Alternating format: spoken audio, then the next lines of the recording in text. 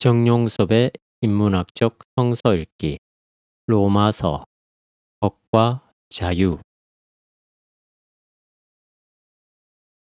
2.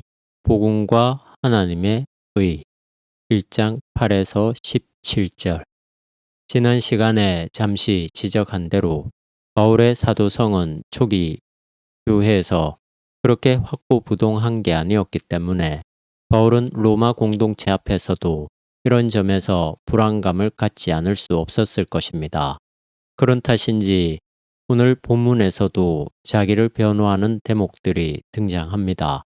풍문으로만 전해 들었지만 아직 한 번도 방문해 본 적이 없는 교회를 향해서 아직도 사도성이 확보되지 못한 사람이 편지를 쓴다는 것은 여간 조심스러운 일이 아닙니다. 때로는 움츠러들고 때로는 과격해질 수 있습니다. 그 당시는 기독교의 교리가 아직 완성되지 못한 시기였기 때문에 여러 다른 목소리들이 우죽순처럼 외쳐졌습니다. 지금도 신학적으로 논쟁이 적지 않지만 기독교가 체계를 잡아가던 초기이기 때문에 훨씬 투쟁적인 요소가 강했습니다.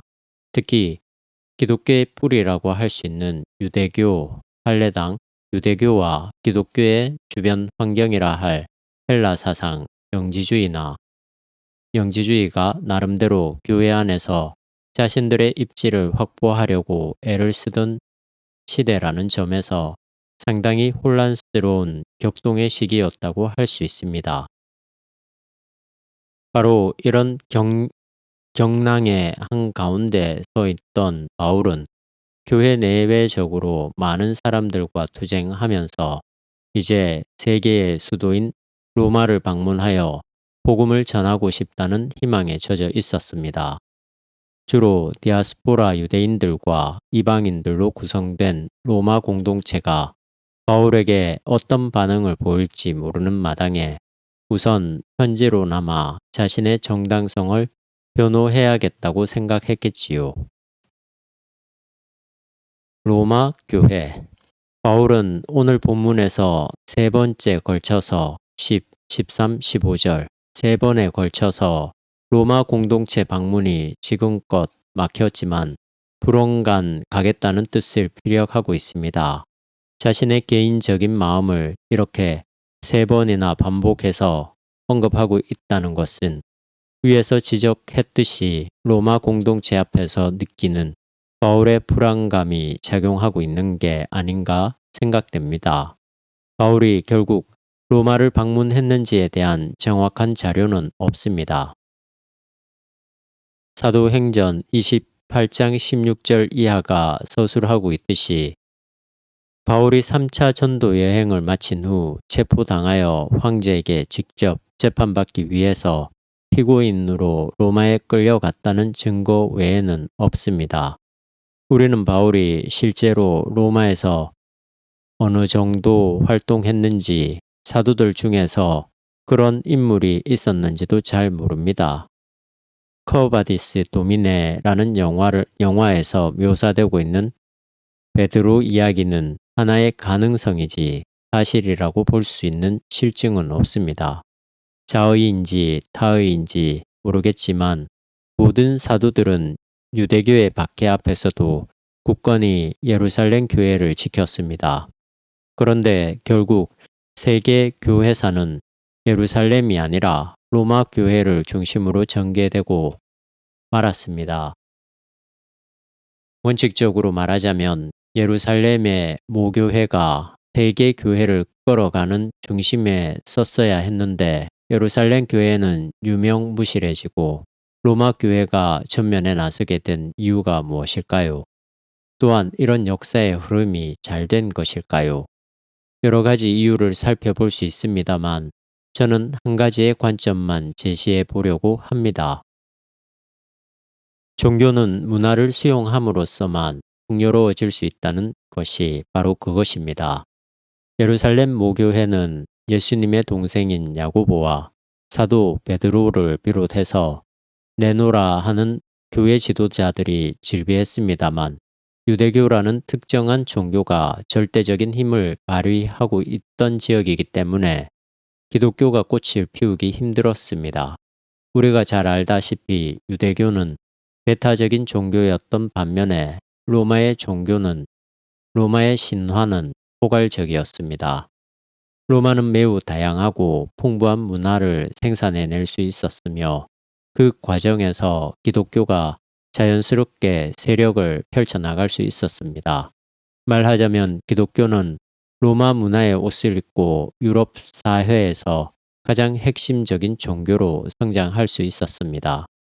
여기서 문화라는 것이 단순히 어떤 삶의 형식만을 뜻하는 것은 아닙니다. 오히려 그런 형식들을 가능하게 하는 본질적인 정신 또는 철학이라고 할 수 있습니다. 그러니까 초기 기독교는 헬라 철학이라는 문화의 옷을 입고 로마 사회의 뿌리를 확고하게 내리게 되었다는 말씀입니다. 이 문제를 오늘 우리의 선교적 사명과 연결해서 생각해 본다면 그 당시에 이런 노력이 오늘 우리에게는 참으로 부족한 것 같습니다. 오히려 예루살렘 모교회처럼 근본적인 교리만 붙들고 있습니다. 그 기독교의 교리가 오늘 이 시대의 언어로 해석되는 작업이 없다는 말입니다. 기껏해야 예배를 시청각적 감각으로 드린다거나 복지관을 세우는 것뿐이지 긍정적 또는 부정적 시대 정신과의 치열한 논쟁을 기피하고 두려워합니다. 로마의 기독교는 늘 주변 세계와의 이런 투쟁을 게을리하지 않았는데 말입니다. 이런 점에서 오늘의 기독교 선교는 독선적입니다. 대화는 없고 자기 주장만 있습니다. 예루살렘 교회는 무대에서 사라지고 로마 교회가 주인공으로 등장하게 된 교회사는 잘된 일인가요? 아니면 잘못된 일인가요? 로마 교회를 둘러싼 이 역사적 과정에 대해서 오늘 우리의 시각으로 평가하는 것은 무의미합니다. 위에서 말한 대로 이미 로마라는 사회가 기독교를 받아들일 준비가 되어 있었기 때문에 이런 결과는 순리이며 당연한 귀결입니다. 따라서 우리는 이것을 훨씬 적극적으로 평가해야 할 일입니다. 다만 313년 콘스탄틴 대제가 기독교를 로마의 종교로 봉인하고 391년 데오도시우스 황제가 국교로 승인한 다음부터 기독교가 제국의 유일 종교로서 정치 종교화 되었다는 사실에 대해서는 많은 반성이 필요합니다. 제국의 속성은 강압적인 힘으로 모든 문제를 풀어간다는 것입니다. 자신들이 선악의 기준입니다. 로마의 평화, 팍스 로마나가 세계 평화와 직결됩니다. 요즘 미국이 유엔의 승인을 받지 않은 상태에서 이라크를 공격하려는 태도가 이를 가장 단적으로 보여줍니다. 4세기 이후에 기독교는 유럽에서 이런 로마 제국과 자기 자신을 동일시했습니다. 한 하나님, 한 교황, 한 황제에 의해서 전 세계가 질서를 잡아 나가야 한다고 생각했습니다. 이런 정치 종교로서의 기독교는 어떤 논리나 진리보다는 요건으로 기독교를 지켜나가게 되었습니다. 이런 점에서는 기독교가 문화의 옷을 입기는 입어야 하지만 그 본질을 왜곡시키는 데까지 나가지 말아야 합니다. 어쨌든지 바울이 그렇게 가고 싶어 했던 로마 교회는 이렇듯 밝은 면과 어두운 면을 동시에 갖춘 교회로 역사에 등장했는데 바울이 그런 역사적 교회를 기대했을지는 모르겠습니다. 구원 로마를 방문하겠다는 자신의 굳은 의지를 여러 번 표명한 바울은 그곳에 가서 자신이 전하고 싶어하는 복음이 무엇인지에 대해서 16, 17절에서 명확하게 규정합니다. 이 두 구절에 등장하는 용어인 믿음, 구원, 하나님의 능력, 유대인, 헬라인, 하나님의 의가 아마 로마서의 전체 주제에 해당된다고 할 수 있습니다. 이 이 중에서 몇 가지 용어만 대략적으로 개념 정리를 함으로써 앞으로 로마서 읽기의 방향을 잡아보겠습니다. 우선 구원이라는 뜻의 헬라어 소테리아를 봅시다. 바울이 표현한 문장을 그대로 인용하면 이렇습니다. 이 복음은 모든 믿는 자에게 구원을 주시는 하나님의 능력이 됨이라. 여기서 말하는 구원은 무엇일까요? 우리는 예수 믿고 구원받는다는 말을 자주 듣고 또 그렇게 전하기도 합니다. 너무 자주 그렇게 노골적으로 구원받는다는 말을 함으로써 오히려 구원의 현실성들을 훼손하는 일이 있습니다. 급사 사랑이라는 말이 너무 흔하게 사용됨으로써 사랑이 무엇인지 모호하게 된 것처럼 말입니다. 교회 안에서 절대 명제로 받아들여지고 있는 예수 믿고 구원받는다는 말이 일단은 옳기는 하지만 구원받는다는 말이 어떤 무게를 감당하고 있는지 좀 더 진지하게 생각해야 할 것 같습니다. 이런 생각 없이 기계적인 의미에서 구원 운운하는 것은 기독교의 구원론을 싸구려 상품으로 만드는 일입니다. 보네퍼가 그런 말을 했지요. 값싼 은혜를 그만 구하라고 말입니다. 대형 매장에서 정가 이하로 상품을 팔듯이 구원을 팔 수는 없습니다. 이런 상품은 싸서 좋기는 한데 우리에게 절대적으로 필요한 그 무엇이 아니라 있어도 되고 없어도 되는, 있으면 좋지만 없어도 크게 상관없는 소모품에 불과합니다. 이런 상태에서 구원은 일종의 교양이나 윤리와 비슷한 차원의 문제가 되고 맙니다. 저는 지금 교회 안에서 구원론이 실종되었다고 봅니다. 구원은 우리의 모든 존재가 당겨져야 할 절대적인 사건인데도 불구하고 복음 공동체인 교회가 이 문제를 별로 심각하게 다루고 있지 않다는 사실이 그 반증입니다. 예컨대 당회원들이 이 구원 문제를 놓고 심각하게 대화하는 모습을 본 적이 있습니까? 그것보다는 교육관이나 수양관, 복지관을 짓기 위한 방법만 찾습니다.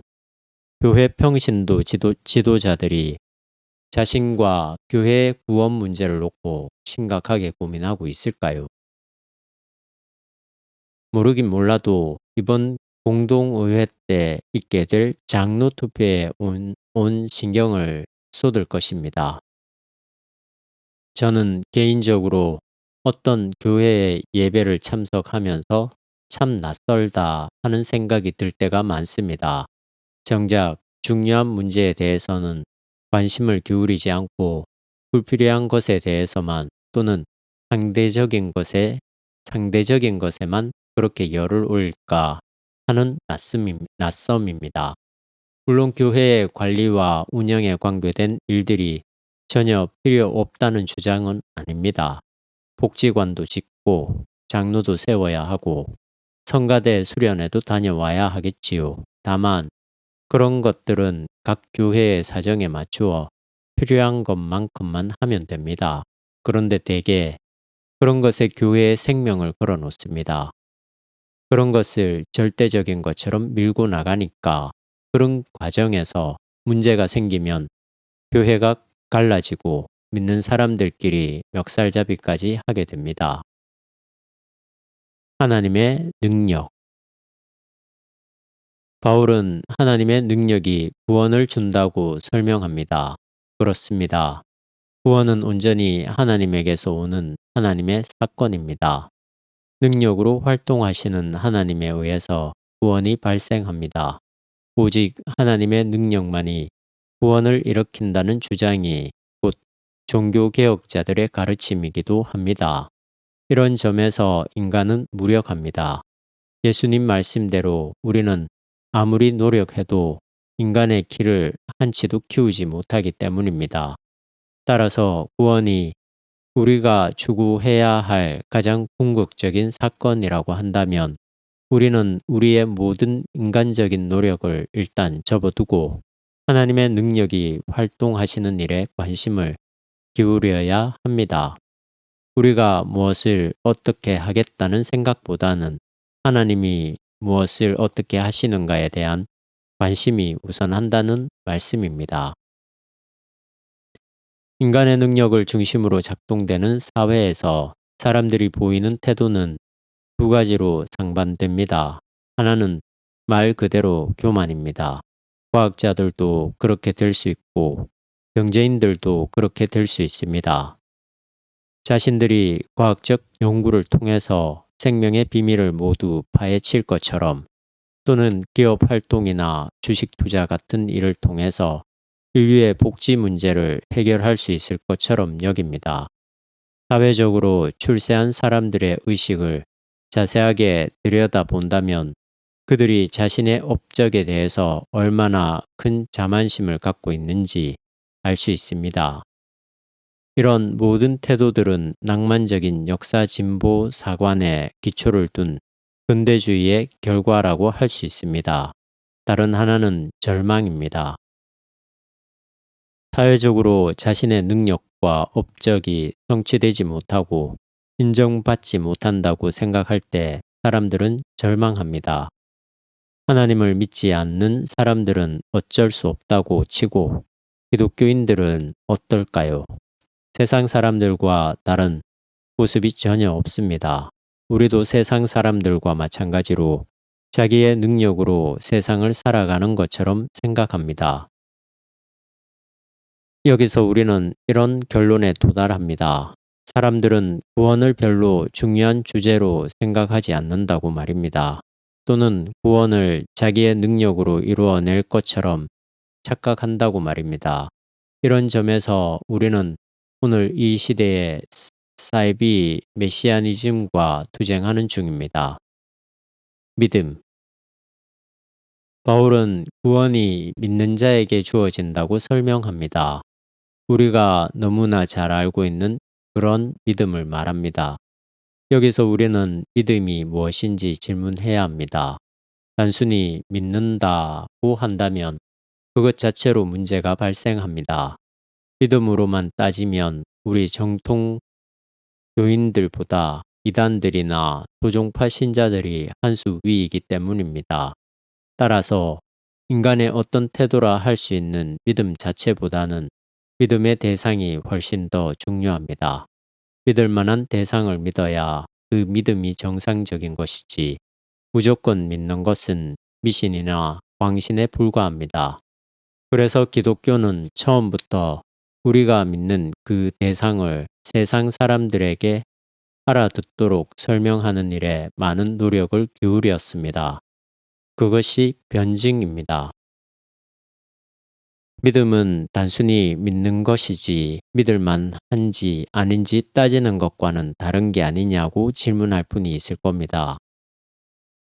성서의 내용 중에는 우리에게 이해되지 않는 것들도 믿음으로 받아들이는 일이 많고 그런 무조건적인 믿음으로 하나님의 일들이 증거되기도 했습니다. 홍해 사건을 우리가 이해할 수 있는가? 동정녀 탄생을 이해할 수 있는가? 이해가 안 되지만 믿어야 하는 게 아니냐고 말입니다.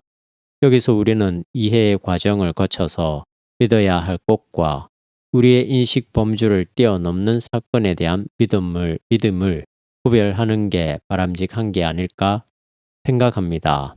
앞의 것은 주로 과거의 사건이고 뒤의 것은 주로 미래의 사건입니다. 우리에게 이미 과거로 흘러간 사건들은 우리의 인식 범주 안에 들어와 있는 것이기 때문에 당연히 믿을 만하다는 증거가 제시되어야 하지만 아직 우리에게 오지 않는 사건은 여기서 제외됩니다.